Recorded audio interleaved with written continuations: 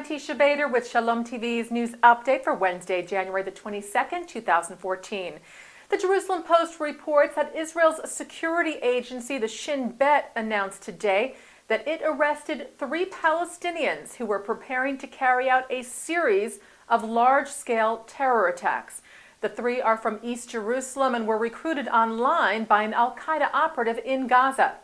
They were said to be in the preparation stages of carrying out bombing and shooting attacks on multiple targets in Israel, including Binyanei Ha'umah, the Jerusalem Convention Center, as well as on a bus traveling between Jerusalem and Ma'ale Adumim and on the U.S. Embassy in Tel Aviv. The plans were to attack these targets as well as to attack the emergency responders who would have arrived at the scene. The al-Qaeda operative in Gaza was named as Ariv al-Sham. Shin Bet sources said they believed al-Sham received his orders directly from the head of al-Qaeda's central structure, Ayman al-Zawahiri. The recruits from East Jerusalem were named as Iyad Khalil Abu Sarah, Reuben Abu Nagma, and Alan Anam, who during the Shin Bet investigation revealed the details of the massive terror plots that they were involved with, including their recruitment, training, and preparations. A Palestinian terrorist who was responsible for several recent rocket attacks into Israel was targeted and killed late last night by the Israel Air Force. The targeted strike was a joint operation between the IAF and the Shin Bet, killing 22-year-old Ahmad al-Za'anin, who was a key member of the left-wing Popular Front's military wing and was behind several recent rocket attacks on southern Israel. Za'anin was traveling in a car near Beit Hanun when the vehicle was hit by the IAF. Medical sources in Gaza say another person was also traveling in the car and was killed in the strike, naming him as Mohammed al-Za'anin. In his statement today, Israeli Defense Minister Moshe Ya'alon said that two terrorists were killed in the attack, apparently referring to Mohammed. The IDF spokesperson, however, could not confirm. Meanwhile, the Islamic Jihad's military wing, the Al-Quds Brigade, said it would avenge the IAF strike, writing on their website of Ahmad, "His blood was not spilled in vain. His death will follow the occupier wherever it goes," saying that the Islamic Jihad is, quote, committed to the way of resistance until all of the Palestinian land will be free. Just yesterday, Israeli Prime Minister Benjamin Netanyahu had warned Hamas, the ruling party in Gaza, that Israel would respond to the increase in rocket attacks against it. Netanyahu said that Israel's policy was very clear. He said, "We prevent terror attacks when we identify them in the making, and we respond forcefully against whoever hurts us." The Israeli Prime Minister made the remarks during a joint press conference held with visiting Canadian Prime Minister Stephen Harper. And staying with the Canadian Premier, Harper left Israel today after a busy 4-day visit, his first to the Jewish state, but not before rocking out with some Beatles tunes.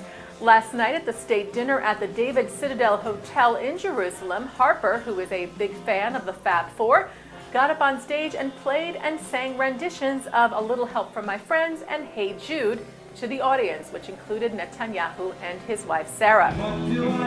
Harper, along with his wife Laureen, arrived in Israel on Sunday at the head of a 250-person delegation, where he held meetings with both Israeli leaders and Palestinian leaders in Ramallah. He left Israel this afternoon to Jordan. And Prime Minister Netanyahu left Israel today as well, together with President Shimon Peres. He's attending the World Economic Forum's annual meeting in Davos, Switzerland. Netanyahu is set to address the forum and also to meet on the sidelines with U.S. Secretary of State John Kerry regarding the current peace negotiations with the Palestinians. Israel's chief peace negotiator on those talks, Justice Minister Tzipi Livni, will also head to Davos for the meeting. She, however, is traveling from the U.S., where she has also been participating in advancing the peace talks. UNESCO announced today that the Israel exhibit pulled late last week, just days before it was set to open at the UNESCO headquarters in Paris, has now been rescheduled. As we have been reporting to you, the exhibit, created by the Simon Wiesenthal Center, entitled The People, the Book, the Land, the 3,500-year relationship between the Jewish people and the land of Israel, was pulled by the UN Educational, Scientific, and Cultural Organization after Arab protest claiming that the exhibit would harm the peace process. But yesterday, following harsh criticism from the Jewish community as well as from the U.S. State Department and from Israel, UNESCO announced that the exhibit would go ahead in June. The organization released a statement saying following numerous requests for information regarding the exhibition, UNESCO wishes to reaffirm that the exhibition has not been canceled but postponed. It noted that UNESCO is in talks with the Wiesenthal Center to finalize the last points and open the exhibit in a few months. The statement further said that UNESCO is actively engaged in work to promote respect and tolerance, to deepen mutual understanding, and to advance intercultural dialogue. It said, "We believe that knowledge of history and education are powerful ways to combat discrimination and to build peace. UNESCO programs to promote intercultural dialogue, to teach the history of the Holocaust, to fight against all forms of racism, anti-Semitism, and negationism are pillars of this work." The Anti-Defamation League is calling on weekly news and intercultural affairs publication The Economist to issue an apology for printing an anti-Semitic cartoon. The ADL called on the editors of the publication to apologize for an editorial cartoon suggesting Jewish or Israeli control over members of Congress. The cartoon by Peter Schrank shows President Obama chained to the Congressional Shield, which has had 2 Stars of David added to it, as he reaches out to Iranian leaders. The cartoon ran as an illustration to an article about the nuclear negotiations with Iran. It was pulled later in response to complaints from readers. However, it still remains on a separate area of The Economist's website. ADL National Director Abe Foxman said The Economist cannot repair the damage of publishing an anti-Semitic image with only half measures. They owe their readers a full-throated apology, which not only acknowledges the offensive nature of the cartoon, but explains to readers why this image implying Jewish control was so outrageous and hurtful. Foxman said the cartoon was a visual representation of the age-old anti-Semitic canard of Jewish control, and also that it suggests that Jews have dual loyalty and will act only on behalf of Israel to the detriment of their own country. Foxman said this is the stuff of the protocols of the learned elders of Zion, recycled for a modern-day audience, adding the fact that this cartoon passed editorial muster without raising red flags raises serious questions about its editorial judgment and the possibility of a more deeply ingrained bias against the Jewish state. The Shalom Hartman Institute in Jerusalem and Hebrew College of Boston have announced a unique gap year program in Israel for high school graduates from both the U.S. and Israel. Chavruta is a 10-month program geared at building a new generation of leadership from Jewish students from a range of backgrounds.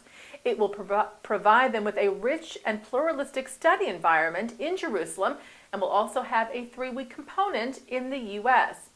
Hartman Institute President Rabbi Dr. Daniel Hartman said the future of Jewish peoplehood is dependent on the 2 major world Jewish communities, finding new ways of learning to work together and developing new models for understanding. Chavruta, he said, will encourage new modes of cooperation and understanding between Israel and world Jewry, set in a warm, nurturing, pluralistic, and intellectually and spiritually engaging atmosphere. Chavruta is the first fully integrated and balanced gap year program for American and Israeli student leaders from a diverse range of Jewish backgrounds and perspectives. And turning to our Shalom TV programming for tonight, Wednesday, January the 22nd at 9 o'clock, on L'chaim, Mark Golub is joined by one of American Jewry's most creative rabbis, Rabbi Irving Yitz Greenberg, who shares his view of Judaism today. And then at 10 o'clock, more highlights from the Jewish Federation of North America's General Assembly in Jerusalem, featuring Finance Minister Yair Lapid and former opposition leader Sheli Yachimovich. That's all coming up tonight here on Shalom TV and ShalomTV.com. And that's Shalom TV's news update for Wednesday, January the 22nd, 2014. I'm Teisha Bader.